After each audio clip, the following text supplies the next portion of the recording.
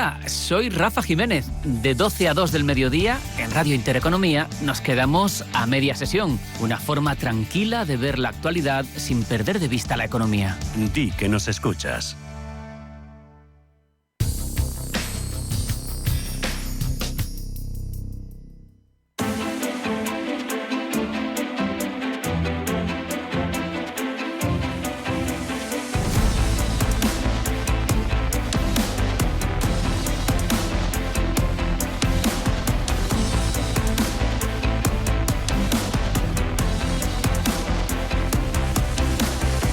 Capital Intereconomía. Empresas, finanzas, mercados.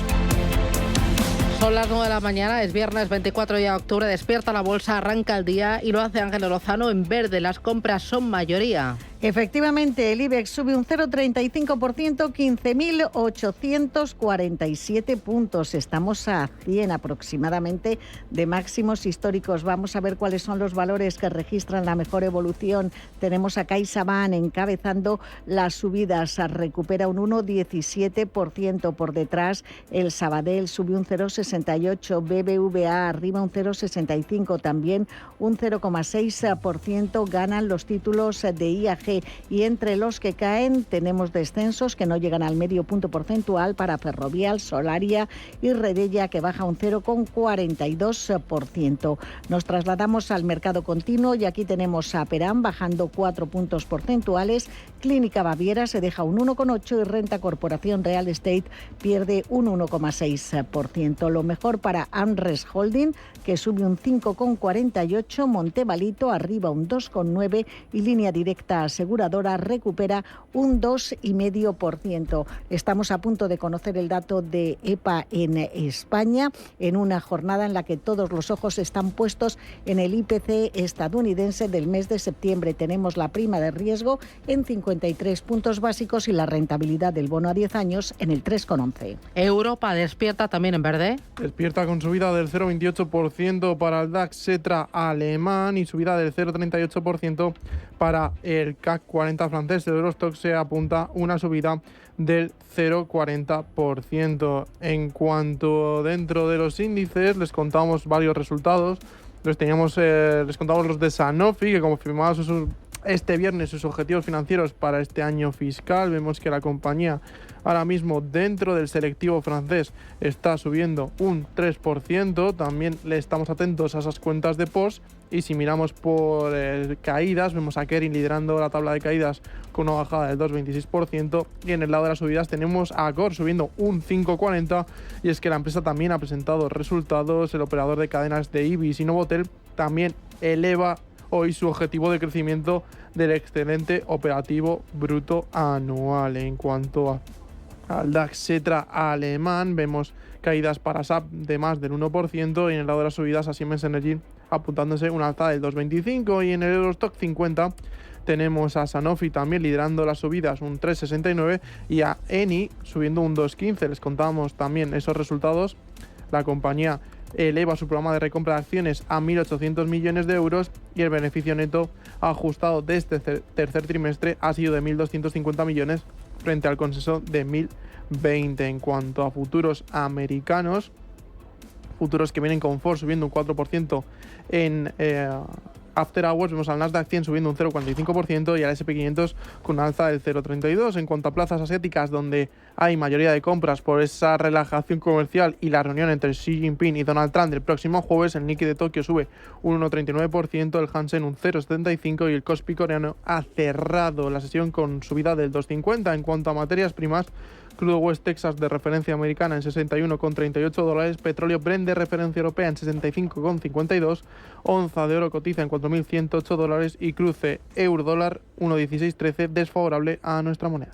Importante el petróleo, importante también la reunión con Xi Jinping. Tenemos a Ignacio Baquiano del Everest Shares y habla de ese repunte del precio del petróleo, una de las referencias del día y también del tono más positivo en todas las bolsas por esa cita importante entre los líderes de las dos potencias más importantes del planeta. Y es cierto como que justamente esta semana Trump imponía sanciones a las dos mayores productores rusos y realmente sí subía el precio de barril. Trump tiene que estar vigilando que no suba demasiado el petróleo, puesto que eso le crearía mayor presión inflacionaria y problemas con la Fed. Y como que la producción de Estados Unidos, desde shale gas de Estados Unidos y también de Arabia Saudí, ese aumento en producción le permite ahora hacer esto, tomar estas medidas para reducir esos ingresos de Rusia por el petróleo y tratar de llegar a una negociación para la paz en Ucrania. Se espera que sea un tono positivo el de ese encuentro. No se ven en persona desde el año 2019, desde la primera presidencia de Trump. Han hablado por teléfono 3 veces en esta nueva presidencia de Trump, pero sí como que se da por hecho que lleguen a acuerdos. Realmente creo que China, Xi Jinping, tiene muy cogido a Donald Trump en cuanto a cómo actúa. Donald Trump quiere cerrar tratos y China como que le ha apretado en la parte más débil o en el talón de Aquiles de Estados Unidos, que es el tema de las tierras raras.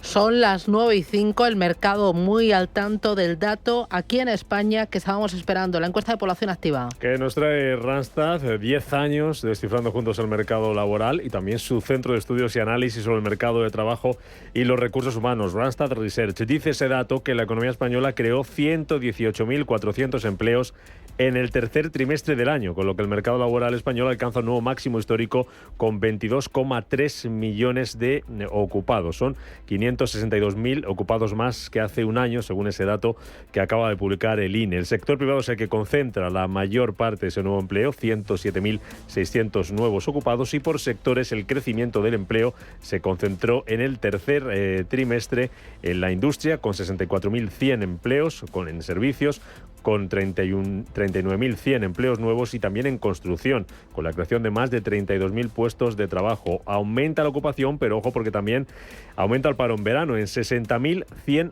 personas, con lo que la tasa de paro sube desde el 10,29% del segundo trimestre hasta el 10,45% con que cierra esa tasa de paro el tercer trimestre del año. Un dato que, junto a toda la actualidad del mercado laboral, pueden conocer nuestros oyentes en randstadresearch.es. Ya saben, Randstad, 10 años descifrando juntos el mercado laboral.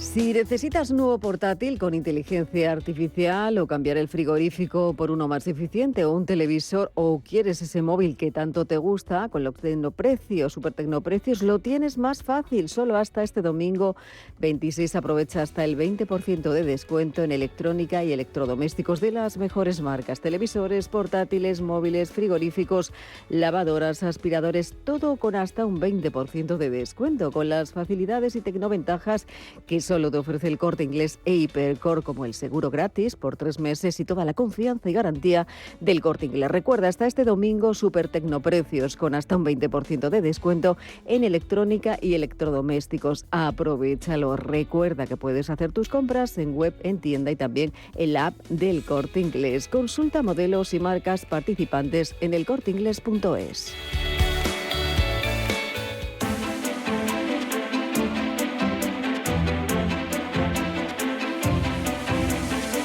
Intereconomía. Esto es Capital Intereconomía.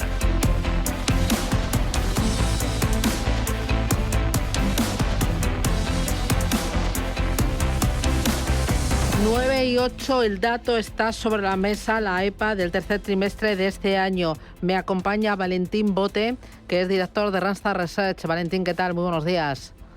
Hola, muy buenos días. Más de 118.400 ocupados, 22,3 millones de ocupados en total. ¿Valoración del dato?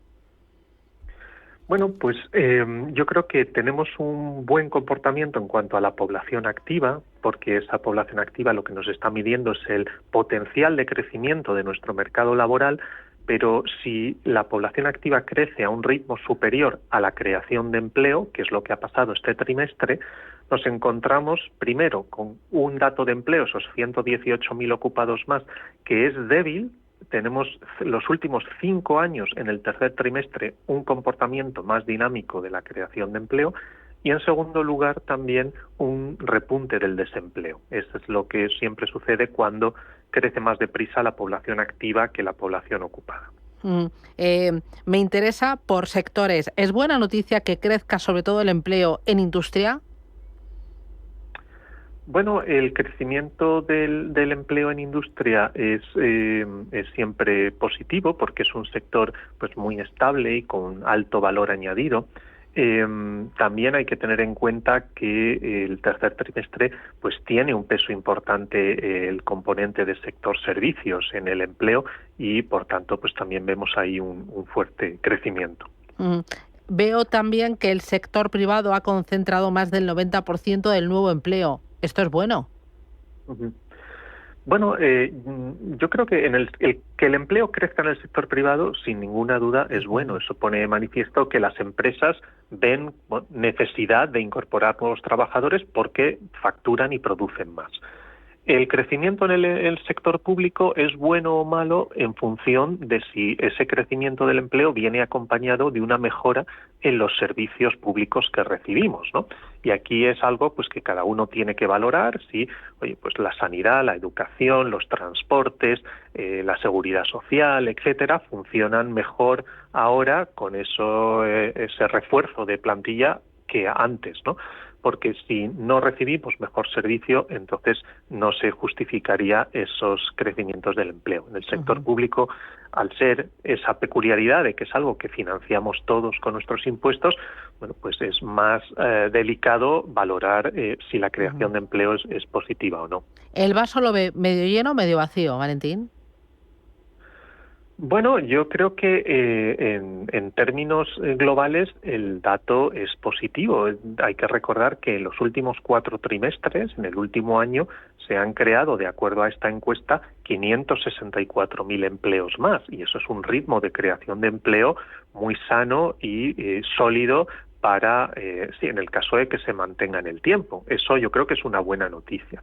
Pero, por supuesto, siempre hay elementos que nos generan, bueno, pues inquietud. Por ejemplo, el hecho de que los trabajadores por cuenta propia, los autónomos, que estamos, bueno, continuamente viendo que son los que más sufren como consecuencia de nuevas restricciones o nuevas cargas fiscales o laborales, bueno, pues estos autónomos en el trimestre han descendido en 10.000 personas, ¿no? Y esto, bueno, pues es un elemento que hay que tener en cuenta. Otro, pues puede ser la temporalidad. La temporalidad está descendiendo, pero está descendiendo en el sector privado, donde está ya en el entorno del 13%. En el sector público sigue todavía cerca del 30%. Bueno, pues este es un elemento que desde luego también resulta llamativo, ¿no? Es decir, el dato agregado es bueno y vemos el vaso medio lleno, pero siempre hay elementos dentro de ese dato que nos hace, bueno, pues valorar que hay cosas que mejorar, por supuesto. Vale. ¿Algún otro elemento que le llame la atención pensando ya en el año 2026? En cuanto a tipo de contratos, no sé si hay mucho contrato a tiempo parcial, mucho contrato que no llega a las horas establecidas, tema de contratación indefinida, temporal, fijos discontinuos, pensando ya con la mirada puesta más adelante. Bueno, estamos viendo una dinámica, ya pensando en 2026, que pensamos que en principio se va a ir manteniendo, que es el hecho de que, aunque se firma un gran volumen de contratos indefinidos, pues sabemos que se están cubriendo necesidades temporales con esos contratos indefinidos y como consecuencia de ello, pues la mortalidad de los indefinidos es muy alta.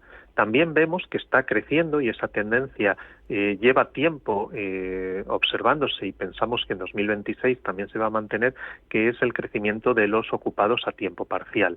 Crecen desde luego más deprisa que los ocupados a tiempo completo y esto es indicativo de varias cosas. Una, de un crecimiento del pluriempleo, un pluriempleo además muy vinculado en grandísima medida a necesidad y por otro lado pues también a esa inestabilidad de los contratos indefinidos que ya hemos mencionado antes. Muy bien, pues Valentín Bote desde Randstad Research, gracias por esa visión, por ese análisis prácticamente en tiempo real. Cuídate, un abrazo Valentín, hasta pronto. Un abrazo. Adiós.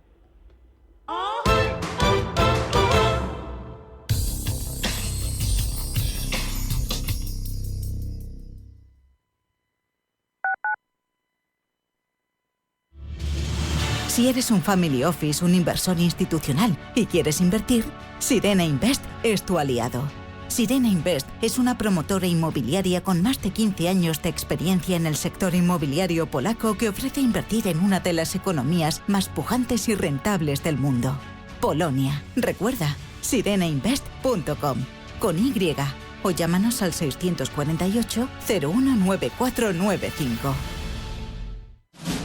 Si te gusta el séptimo arte, Vivir de Cine es tu programa. Dirigido y producido desde Hollywood por José Ignacio Cuenca y presentado por María Ayer. Toda la actualidad del cine, estrenos, festivales y críticas, sin olvidar los clásicos. Los viernes a las 12 de la noche, Vivir de Cine, en Radio Intereconomía.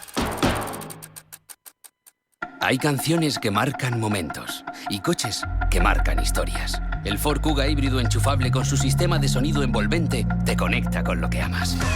No dejes pasar esta oportunidad y llévate ya el Ford Kuga híbrido enchufable, fabricado en Valencia y disponible con el plan Moves. Pide tu prueba en Ford.es y siente cada decibelio.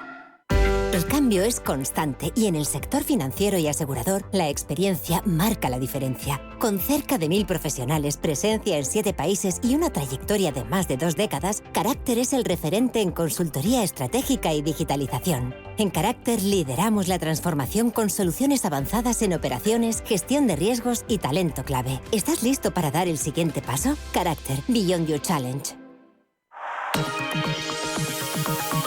La dirección de Radio Intereconomía no se responsabiliza ni comparte necesariamente las opiniones y consejos de sus colaboradores o las realizadas por terceros ajenos a este programa.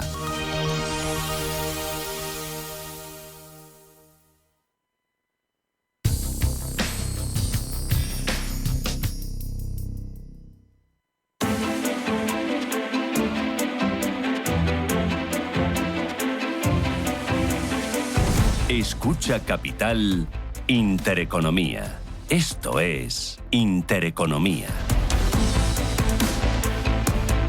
9:17, miramos a los mercados. Enseguida una fotografía rápida de lo que está pasando. Importante, los flujos de capital de Bank of America. La verdad es que esta semana ha estado marcada por las tensiones en el mercado que han llevado al oro a marcar nuevos máximos, pero luego a registrar la mayor caída en 5 años, volatilidad a raudales.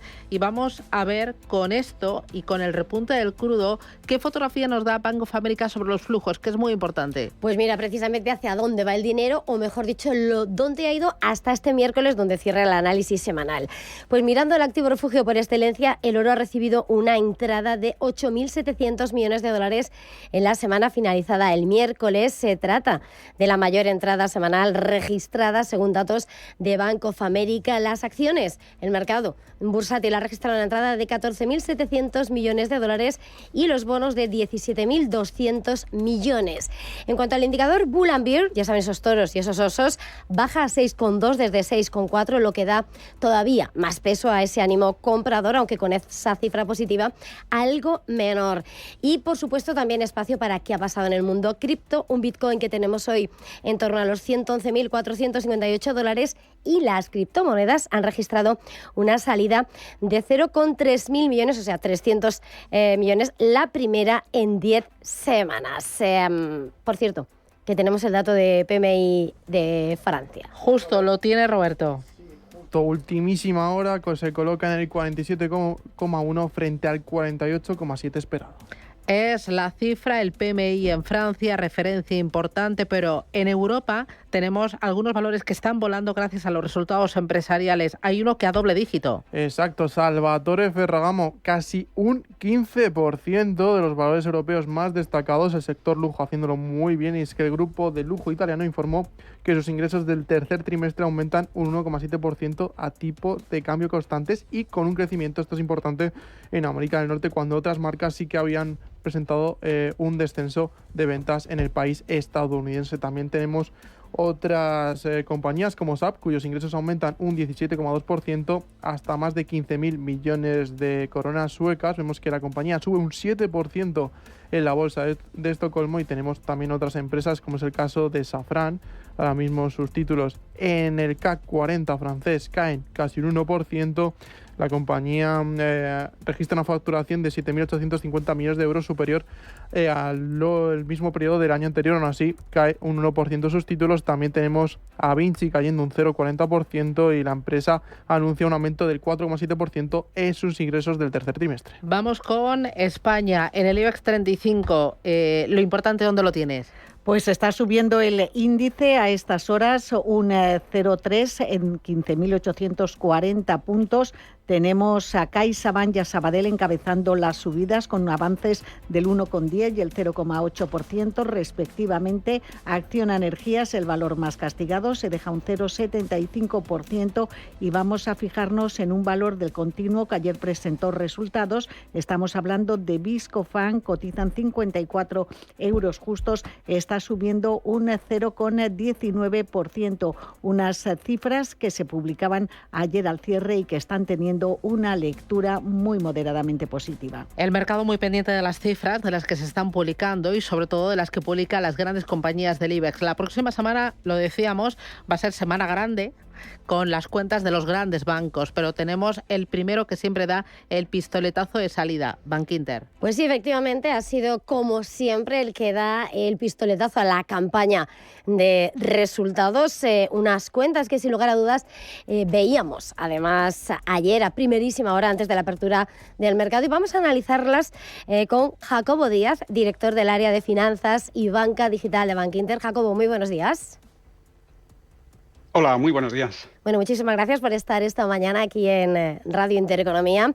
La cifra, ¿no?, que ayer se presentaba con ese comunicado es como Bankinter ha ganado 812 millones de euros hasta septiembre. Es un 11% más, con fuerte crecimiento del negocio, una solidez de balance.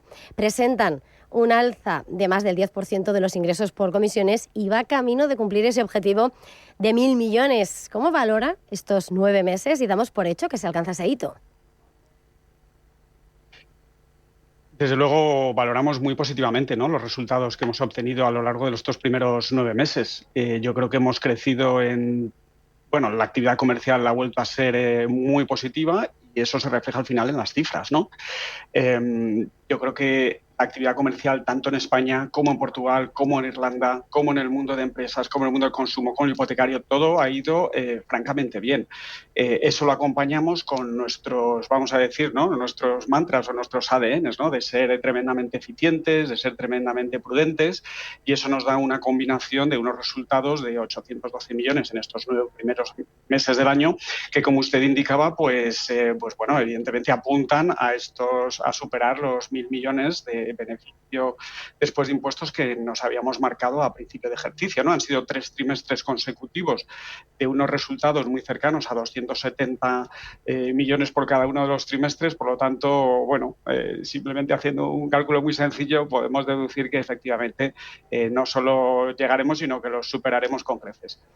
En la rueda de prensa posterior a los resultados subrayaban el éxito en negocios y en regiones, en esas distintas joint ventures, la fuerte evolución en Portugal, en Irlanda, con ese apartado especial en banca de empresas. ¿Dónde ven más potencial Bankinter ahora mismo de crecimiento, fuera de España, dentro?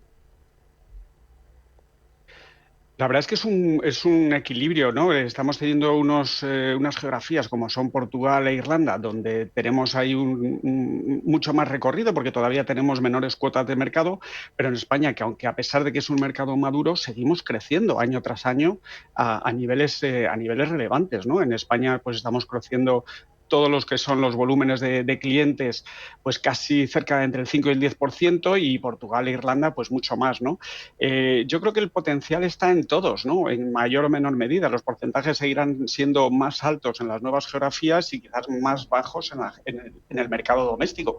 Pero claro, España sigue representando cerca del 85 o un 87%, ¿no?, del total del negocio. Y eso es lo que es importante que eso va a seguir creciendo, ¿no? Es verdad que también que siempre surge la pregunta, ¿no?, de si hay algún otro país, etcétera, ¿no? Nosotros estamos muy focalizados en los países donde estamos y yo creo que eso es lo más importante ahora mismo, ¿no? Si viéramos una oportunidad, etcétera, en algún otro país, pues desde luego que la atenderíamos, ¿no? Pero de momento estamos muy focalizados en lo que son los países y los negocios donde estamos, donde pensamos que seguimos teniendo mucho recorrido, mucha oportunidad, y eso es lo que vamos a seguir haciendo.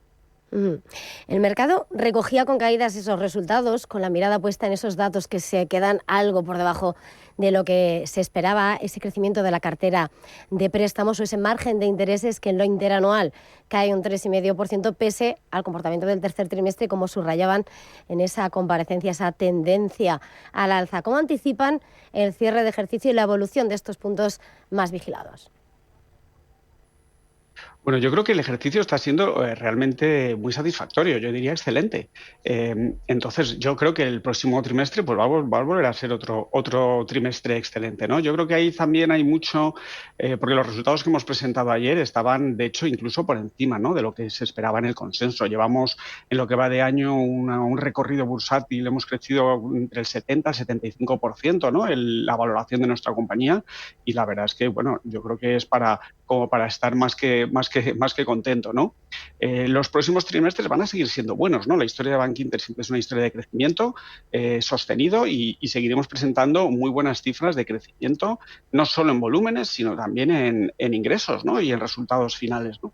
Yo creo que estas reacciones, ¿no?, de un día de presentación de resultados donde hay mucha más volatilidad, donde hay mucho más posicionamiento de cortísimo plazo o intradía, etcétera, siempre al final las aguas vuelven a su cauce, y esto pues veremos claramente la recuperación, ¿no?, del valor del banco, ¿no?, porque lo que son los resultados empresariales siguen siendo muy positivos, y además yo estoy convencido de que vamos a seguir batiendo las expectativas o el consenso de los próximos años, ¿no? Entonces yo diría que estos movimientos, ¿no?, en los días de presentaciones de resultados empiezan a ser muy habituales. La última vez que presentamos, de hecho, subió un 7% la valoración del banco, y bueno, pues siempre son movimientos extremadamente volátiles. Yo creo que lo que hay que es mantener la mirada en el largo plazo, que es lo que hace Bankinter, y seguir demostrando pues la calidad y la bondad de este modelo de negocio, que sigue dando frutos en materia de rentabilidad y en materia de crecimiento. Mirando a ese largo o más corto plazo, pero no el intradía bursátil, en esas cifras de las cuentas de Bankinter veíamos ese ratio de capital del 12,9%, por encima de ese 12,5% en el que dicen que están cómodos, y la mirada se repetía, ¿no?, en esa rueda de prensa, pero ¿qué va a pasar con ese excedente de capital? Compras, remuneración, porque parece que la consejera delegada aleja las dos opciones. ¿Cómo pretenden manejar ese excedente, Jacobo? Yo creo que hay que diferenciar primero los resultados de ayer, que publicamos un 12,94, también contenían ajustes por valoración, que hay siempre, todos los trimestres hay valoraciones que suben y que bajan, y cuando las aislamos ya estamos en un 12,8, ¿no? Y luego también hay que recordar que el tercer trimestre siempre es un trimestre de menor estacionalidad y por lo tanto menor consumo de capital. Todos los terceros trimestres el ratio sube. De cara al cuarto trimestre, nosotros esperamos que ese ratio pues vuelva a reconducirse un poco, porque creceremos mucho en inversión crediticia, sobre todo en el mundo de empresas, que es donde más peso tiene el consumo de capital, y luego pues siempre hay más consumos por otros riesgos aparte del crediticio, como es el riesgo operacional. Por lo tanto, el ratio de capital a final de año debería reencontrarse un poquito más hacia la franja donde nos estamos más cómodos. Dicho lo cual, si nos encontráramos en ese escenario de un exceso de capital, ya saben ustedes que nuestra primera prioridad es encontrar crecimiento rentable. Esa es la máxima prioridad, crecimiento rentable. Y desde luego, en un hipotético caso donde además de ese crecimiento rentable seguiríamos teniendo un exceso, pues evidentemente sí nos podríamos llegar a plantear otro tipo de alternativas. Pero yo creo que nuestra máxima prioridad es asignar y alocar el capital lo más eficientemente posible al crecimiento más rentable posible.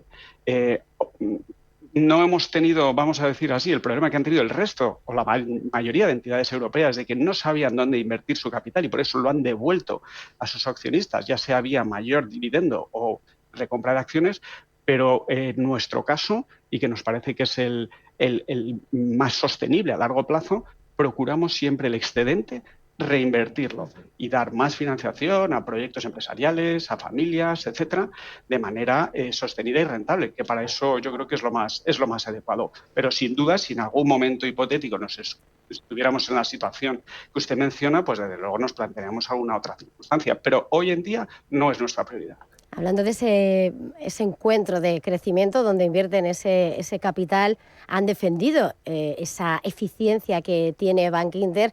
Toca colar, tengo que hablar de la OPA. Jacobo, en esta entrevista ha terminado la OPA y quería que nos hiciera aquí en Intereconomía, en estos micrófonos, cuál es la lectura en torno a lo que ha sucedido, si España precisa una mayor concentración bancaria y, bueno, en ese crecimiento, hasta qué punto Bankinter podría jugar o pensar en una operación corporativa.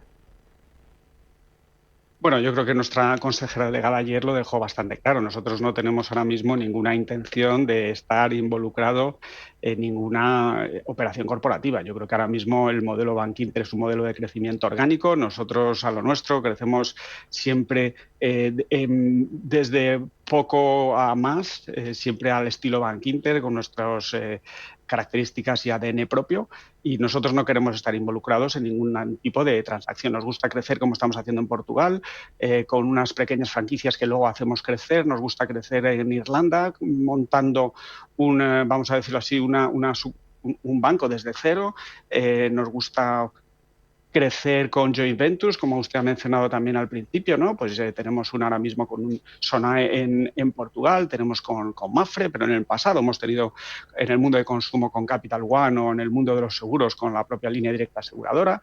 Por lo tanto, ese es el modelo de crecimiento que a nosotros nos gusta, ¿no? Y bueno, pues afortunadamente yo creo que para todos la OPA de BBV y Sabadell pues ha llegado a un final, y en el que nosotros pues no nos vamos a parar a opinar, pero desde luego yo creo que ha sido también un poquito largo este proceso, y yo creo que todos le hemos dado la bienvenida al fin del proceso, independientemente de cómo haya terminado, donde nosotros ahí no entramos a valorar, pero desde luego yo creo que sí es bueno que haya terminado, como también mencionaba nuestra consejera delegada ayer, esta batalla mediática, ¿no? Que yo creo que ha agotado a clientes y a no clientes de cualquier entidad financiera. Pues muchísimas gracias por este tiempo de análisis en detalle de lo que han sido esas grandes cuentas de Bankinter. Jacobo Díaz, director del área de finanzas y banca digital de Bankinter. Gracias, feliz jornada y hasta la próxima. Muchísimas gracias y feliz jornada. Hasta luego. Hola, estoy saliendo, recojo a Marina en música y paso por el súper y por la tintorería. ¿Has podido ir al banco? Hoy, miles de personas no tendrán tiempo para nada. Y en CaixaBank queremos estar a su lado y al tuyo con 25.000 gestores, la app y el teléfono de 24 horas. Porque queremos acompañarte día a día. CaixaBank, tú y yo, nosotros. En Capital Group, invertimos pensando en la próxima generación y no en el próximo trimestre. Invierte con la mayor gestora de fondos activa del mundo con más de 90 años de historia. Más información en capitalgroup.com/es. ¿Buscas alquilar un coche durante tus vacaciones? Drivalia. ¿Pensando en renovar la flota de vehículos de tu empresa? Drivalia. ¿Necesitas un coche por unos meses y no sabes cómo hacer? Drivalia. Entra en drivalia.es y descubre nuestros servicios de alquiler de vehículos por días, meses o años. Con Drivalia, tu movilidad es fácil y flexible. Heineken elige España para presentar su estrategia Evergreen 2030 ante inversores y analistas de todo el mundo. La cervecera más internacional ha elegido Sevilla para presentar su estrategia que detalla las claves para acelerar su crecimiento. La elección de Sevilla refuerza su valor simbólico para la compañía, ciudad de origen de Cruzcampo, sede de una fábrica modelo en eficiencia y sostenibilidad y hogar de la Fundación Cruzcampo, que impulsa proyectos sociales y formativos desde hace 3 décadas. Con la nueva visión corporativa de World's Pioneering Beer Company, se combina el legado histórico de la cervecera con una apuesta por la innovación, sostenibilidad y digitalización, en el que en España se consolida además como referente en estos ámbitos, exportando talento y modelos de negocio, como la plataforma de e-commerce eSol, líder mundial en hostelería. MFS Investment Management. Como pioneros en la inversión de activos desde 1924, en MFS ofrecemos una amplia gama de fondos de renta fija. Descubra nuestras estrategias y conclusiones en mfs.com/fi.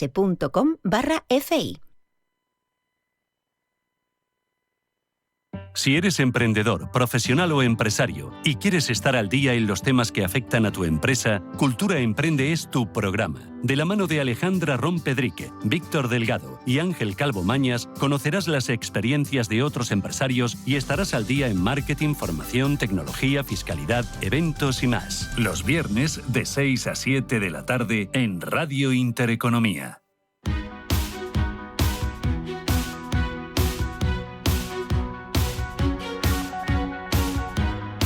En Capital Intereconomía, el consultorio de bolsa. Implica, el scrap que hace que tus envases comerciales e industriales cumplan con la ley de manera fácil y transparente, patrocina este espacio. 9:35 minutos de la mañana, una jornada en la que vamos a centrarnos en el análisis en medio de cascada de resultados y datos de PMI. Acabamos de conocer el dato de la locomotora un tanto apagada que parece que arranca, el PMI de Alemania. El compuesto 53,8, muy por encima de lo previsto y de los 52 del dato anterior, lo que sitúa su máximo en 29 meses, viendo claramente esa lectura también de cómo sigue en contracción, pero ya acercándose a ese número 50 que separa la contracción y la expansión en el sector manufacturero, ese PMI que está en 49,6, y el sector servicios, que es el que sigue tirando. Tiempo para mirar al análisis, y hasta ahora recibimos a Javier Cabrera, analista de mercados. Javier, muy buenos días. Muy buenas, ¿qué tal? Bueno, llegamos a ese dato del IPC en Estados Unidos tras ese shutdown desde el 1 de octubre. Es la gran cita del mercado, que bueno, estamos viendo este dato que resulta positivo en lo que está siendo la economía alemana, aunque el PMI de Francia sigue en terreno de contracción económica. ¿Cuál es la visión del mercado? A ver, yo creo que todavía estamos viendo datos mixtos.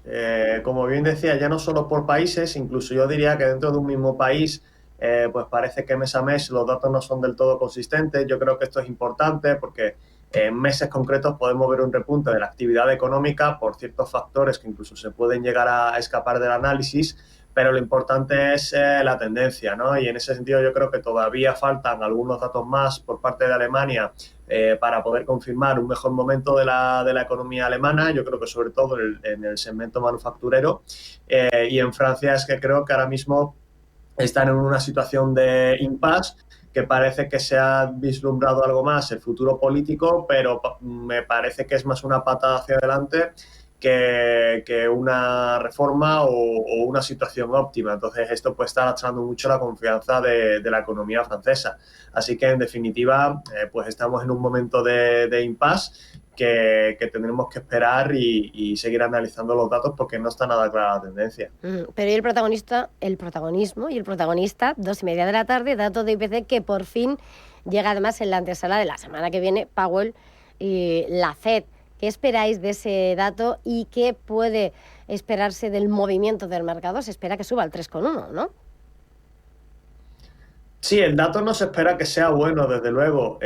Yo creo que además el mercado va a estar muy atento porque viene con retraso. Creo que esto va a ser clave. Si el dato es peor de lo esperado, podríamos ver caídas fuertes en los mercados porque supondría una mayor presión para la Reserva Federal y mayores dificultades para seguir bajando tipos de interés, que ahora mismo es lo que está descontando el mercado para la reunión de las próximas reuniones.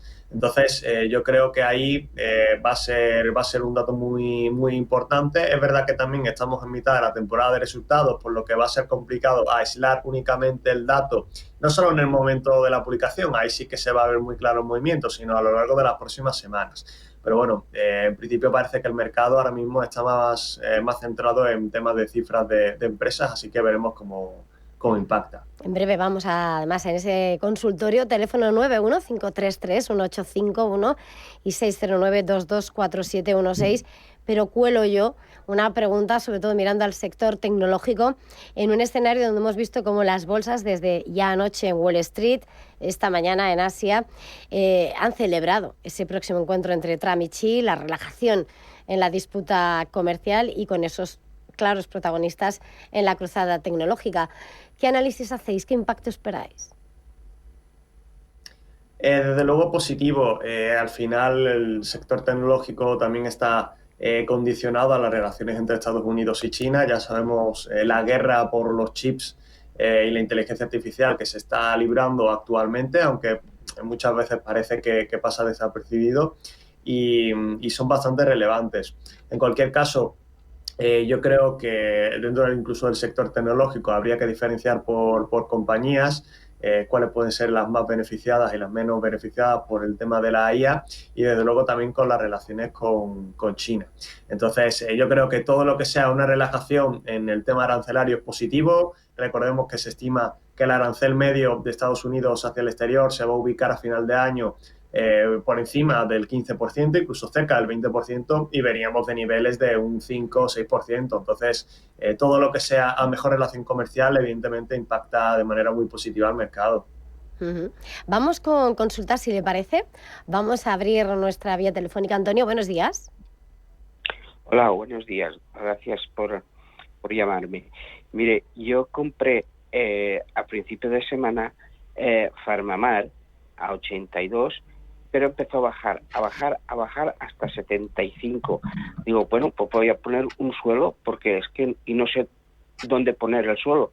Sé dónde está la resistencia, en 105, pero claro, yo he comprado entre dos aguas.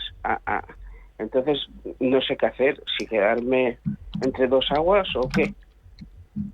Vale, pues muchísimas gracias, Antonio. Javier, mirando a Farmamar, tanto los títulos de Farmamar como ese sector farmacéutico, ¿qué valoración te sugiere? ¿Cómo lo ves? Sí, es que Farmamar tuvo un repunte muy fuerte de sus acciones, lo podemos ver ya en el gráfico, pues aproximadamente desde los niveles de 80, 81 euros por acción se disparó, pero ya cuando tocó los 97 euros por acción se está desplomando, ¿no? Ya vemos aquí una tendencia bastante a la baja. A mí lo que me preocupa de este movimiento pues que la media móvil de 14 sesiones, que es esta línea amarilla, ha cruzado con mucha fuerza la de 30 sesiones. El precio, desde luego, ha roto ambas medias móviles, que también es otra señal negativa. E incluso el ADX ha perdido muchas fuerzas con respecto a la tendencia alcista, ¿no? Entonces, yo creo que ahora mismo el escenario más positivo para las acciones de Farmamar es que toque la zona de soporte, los 71,8 euros por acción, que todavía le queda algo de bajada hasta ahí. Y bueno, pues quizás fijarte en el RSI, que está cerca de la zona de sobreventa.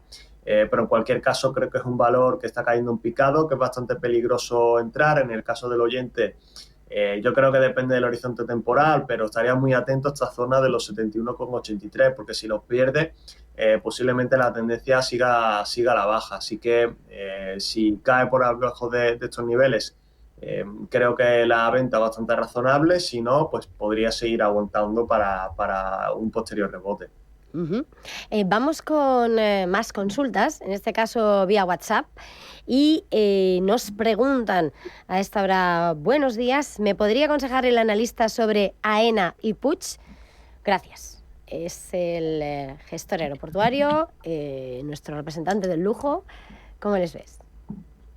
Vale, pues empezando por AENA, que ha tenido además, se ve muy bien en el gráfico, unas semanas de dudas, sobre todo por el conflicto que ha tenido con Ryanair. Ya sabemos que ha retirado partes de sus rutas en algunos de los aeropuertos de AENA, pero en cualquier caso ha tenido un rebote al alza, porque es que la tendencia del turismo español está siendo bastante positiva. Los números se están ralentizando, pero en general bien. De hecho, pues vemos como la media móvil de 14 sesiones, de nuevo la línea amarilla, está a punto de cruzar la de 30, pero bueno, ya hemos tenido una señal alcista que ha sido el cruce del precio de las ambas medias móviles, así que si se confirma ese cruce de la media móvil de 14 sesiones con la de 28, es otra señal alcista más que se suma, así que en general sería positivo. Yo creo que los próximos niveles a vigilar pues están en la zona de los 24 o 25 euros por acción, pero creo que hasta esa zona tiene recorrido, porque además está lejos de la zona de sobrecompra. En el caso de Puig, es otro valor muy interesante que desde luego no levanta cabeza. Las noticias negativas del sector del lujo le afectan a mal y las positivas no terminan de impactarle de manera positiva. Pero bueno, en general la compañía, el negocio nos gusta bastante, muy sólido, y creemos que el sector de fragancias no está tan mal como el mercado está empezando a descontar. De hecho, ya lo estamos viendo con resultados de algunas compañías, como por ejemplo Louis Vuitton, el grupo LVMH. Yo creo que aquí, pues en el más corto plazo, hemos visto un rebote, pero no termina de convencer. Es verdad que ha cruzado ambas medias móviles, que sería una señal alcista, pero bueno, está teniendo también una consolidación en los niveles de alrededor de los 14 euros por acción. Y además venía de una zona de sobreventa. Entonces, yo creo que en el corto plazo, ahora mismo parece que no tiene demasiados catalizadores, así que aquí sería un valor para ser paciente. En el corto plazo quizás no vamos a ver rebotes, en medio a largo plazo sí puede ser más interesante. De hecho, también me fijaría al alza en esta zona de aquí, de alrededor de los 14,8 y 15,7 euros por acción, porque tiene un hueco que debería cerrarse. Viendo más consultas, vamos por nuestro canal de YouTube y el más madrugador, Carmelo, decía: quisiera que el analista me dijera momento de entrada en ABBV, el ticker ABBV, en la NISE, y en Continental AG. Vale, ABBV. Ayer la cedió un tenemos 0,16. ¿Perdona? Digo que ayer veo que cedió un 0,16%. Sí. De hecho está ahí en un movimiento de consolidación bastante lateral de hace ya unas semanas. Es un valor que viene de subir bastante, pero creo que es verdad que ha cruzado la media móvil a la baja de 14 sesiones, la de 28 está ahí, se ha quedado ahí. Yo creo que esto lo que nos indica es que posiblemente vaya a seguir en un movimiento lateral. De hecho, se podría formar un canal lateral con una zona de soporte alrededor de los 225,6 dólares por acción y una zona de resistencia en los 244,65 dólares por acción. Entonces, creo que es un valor que quizás es mejor evitar, porque en el corto plazo no va a dar demasiados beneficios, ¿no? Es lo que yo creo que indica un poco el gráfico. Y la segunda, si me la puedes repetir. Sí, decía Continental AG, CONG, Continental. Vale. Sí, a ver, Continental viene de un rebote fuerte. También es que se había producido aquí un hueco que ha cerrado que cerró con fuerza. Ha cruzado ambas medias móviles después de este rebote. La verdad es que no la he mirado, posiblemente haya presentado resultados o alguna noticia muy positiva, porque el rebote es bastante fuerte, ¿no? De hecho, ha salido incluso de la zona de sobreventa. Después de estos rebotes normalmente suele venir alguna corrección, entonces en el más corto plazo creo que el inversor no se debe preocupar demasiado si hay una corrección, pero yo creo que la tendencia parece bastante positiva. Queda bastante lejos, pero yo diría que ya los niveles al alza más relevantes podrían ser en los 71,16 euros por acción, que es donde se produjo una zona de soporte después de estar en un canal lateral, así que yo creo que estos niveles son bastante importantes. Vamos con más consultas vía WhatsApp. Antes nos preguntaban por AENA, ahora toca IAG, hoy que la tenemos subiendo 0,63%. Nos lo preguntan por el chat de WhatsApp. ¿Cómo ves al conglomerado? Sí, IAG, pues bueno, ya lo estamos viendo en el gráfico, lleva una tendencia alcista muy, muy imponente. La verdad es que la compañía, en términos operativos, lo ha hecho muy bien, ha sabido sanear balance, niveles de deuda muy reducidos, está preparada incluso si viene una ralentización del sector y está comenzando o sigue aplicando planes de eficiencia, sobre todo para British Airways. Es verdad que lleva unos meses en una tendencia algo más lateral, con algo más de dudas. Ha roto la zona de resistencia de los 4,60 euros por acción, no termina de romperlo con demasiada fuerza, pero bueno, de momento sigue por encima de su media, de ambas medias móviles. No tiene demasiada tendencia, pero yo creo que es un valor interesante para seguir muy de cerca o tener algunas posiciones, porque creo que si de verdad consigue romper esta zona, podría seguir en su vida libre, ¿no? Y además, pues la zona de soporte le queda todavía bastante lejos, que está en los 4,35 euros por acción. Vamos con más consultas. David, a través de YouTube, nos pregunta: buenos días, a ver qué me dice Javier sobre Squirrel Media y Vidrala. Vamos a ver qué tal. Vale, Squirrel Media, creo que el ticker es SQ, ¿verdad?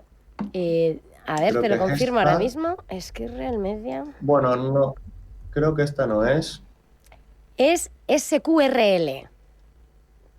SQRL. SQRL, sí. 2,75 marca. No la tengo por aquí, parece. Vale, pues Vidrala. Vale, Vidrala. Muy bien, compañía que lleva una caída importante acumulada. También suele ser la típica empresa que cotiza múltiplos exigentes, porque tiene un negocio en el que es bastante sólido. Es verdad que el sector que había estado atravesando dificultades, y esto, pues claro, se ha visto reflejado en la cotización, ¿no? Yo creo que este tipo de valores pues son peligrosos comprarlos porque están en una tendencia bajista muy importante. Es normal que tengamos ciertos rebotes dentro de esa tendencia bajista. ¿Has roto media móvil de 14 sesiones? Sí, pero bueno, no lo ha roto con demasiada fuerza, todavía por debajo de la de 28. La tendencia bajista sigue teniendo fuerza si nos fijamos en ADX, y además no está ni siquiera en zona de sobreventa. Entonces, creo que aquí tiene más que perder que ganar. Vale. Vamos por una consulta telefónica. José Javier. Hola, buenos días. Y en camino, díganos. Sí, díganos. A ver, mira, sería para entrar en Rani Therapeutics, con el ticket R de Roma, A de Alicante, N de Navarra y I de Italia, para entrar. Y luego tengo también Plug Power, con el ticket P de Pamplona, L de Lérida, U de Uruguay y la G de Gerona. Y las tengo compradas a 1,43. Soportes y resistencia de las dos. Vale, pues muchísimas gracias y cuidado en ese camino. Javier. Vale, empezamos por la primera. La verdad que son compañías que no conozco. Aquí, por lo que se ve, ha salido alguna noticia muy, muy positiva, porque estamos viendo que venía de pues prácticamente cercano a cero, ¿no? De alguna situación financiera complicada, es lo que apunta, y tiene un rebote muy fuerte. A ver, yo estos valores me dan bastante respeto, porque igual que tiene este rebote, pues te vuelve cerca de los $0 por acción de manera muy rápida. Son valores muy especulativos y yo creo que es mejor evitarlo, o al menos, pues bueno, puedes poner una semilla de intentar beneficiarte si hay una fuerte subida, y si pierdes, pues que pierdas muy poco, ¿vale? Pero desde luego no es una posición como para incorporar de manera fuerte en la cartera, al menos desde mi punto de vista. En el caso de Plug Power, bueno, aquí vemos algo similar, pero bueno, parece que la compañía pues tiene algo más de consistencia, ¿no? Algo más de volumen también. Después del rebote que ha tenido, pues está en una tendencia a la baja, ha perdido ambas medias móviles, está todavía lejos de la zona de sobreventa, y su RSI pues yo creo que está migrando a la baja. Entonces, pues es un valor que también quizás es para estar atentos, pero no recomendaría entrar, porque es que este tipo de valores te puede salir por cualquier lado. Entonces depende un poco del perfil de riesgo que tenga cada inversor. Ahora voy a colarle una pregunta, porque además me gusta mucho adentrarnos en los títulos que son protagonistas en el intradía y además en medio del gran contexto, porque además estamos en ese Consejo Europeo en medio de lo que son las nuevas sanciones de Estados Unidos a Rusia. Y hoy SAP ha presentado resultados, es uno de los que más se dispara la jornada de hoy porque ha mejorado esa previsión de ventas para 2025 en medio de ese auge del sector defensa en Europa. Quería preguntarte, ¿cómo ves a SAP y dentro de ese sector defensa, dónde estarían tus valores escogidos o preferidos? No sé si están en Europa o si los tienes en Estados Unidos. Sí, vale. Bueno, a ver, es que como decías, yo creo que el sector, ese tipo de valores europeos, pues está empezando a ver beneficiadas. A ver, este en concreto, pues venía también de una tendencia bajista bastante importante. Es verdad que tiene un rebote ya relevante y de hecho, pues ha superado ambas medias móviles, ¿no? Entonces yo creo que la tendencia es bastante positiva. Y en tema de defensa europea, yo diría, sobre todo por valoración, la verdad, que quizás el más atractivo sigue siendo Indra, la empresa española, porque las Rheinmetall, Leonardo, etcétera, están cotizando múltiplos que son muy exigentes. A mí esto me suele causar bastante respeto porque normalmente cualquier tipo de noticia produce un impacto muy importante en la cotización y si es negativa, sobre todo a la baja, ¿vale? Y sobre todo creo que hablaría de Rheinmetall. Y en el caso de Indra todavía está cotizando alrededor de 20 veces beneficio, que es exigente, pero no es disparatada, ¿vale? Porque va a ser la compañía que va a acumular la mayoría de inversiones del sector, ya sea o de manera directa o de manera indirecta. Y de hecho su segmento va a crecer a doble dígito, ¿no? Y aquí vemos el gráfico que está en plena subida, es verdad, cerca de la zona de sobrecompra, pero creo que en general dentro del sector, si me tuviera que quedar con una, me quedaría con Indra. Nos queda un minuto, entonces te voy a dar dos opciones. O bien, hay una consulta que dice la empresa que son 4 U's, que la acción es Energy Fuels, es una compañía de tierras raras, o un valor con el que te quedes, una recomendación. Vale, pues te voy a hablar de un valor que reportó ayer también resultados, que lleva una tendencia muy fuerte este año porque venía de caídas relevantes, que es Kering. Su marca principal, Gucci, todavía está enfrentando muchas dificultades, pero parece que la sangría se está frenando ya y el sector del lujo empieza a dar señales positivas. LVMH, ya lo hemos visto en las cuentas también de Kering. Entonces creo que este tipo de valores que están muy penalizados tienen bastante riesgo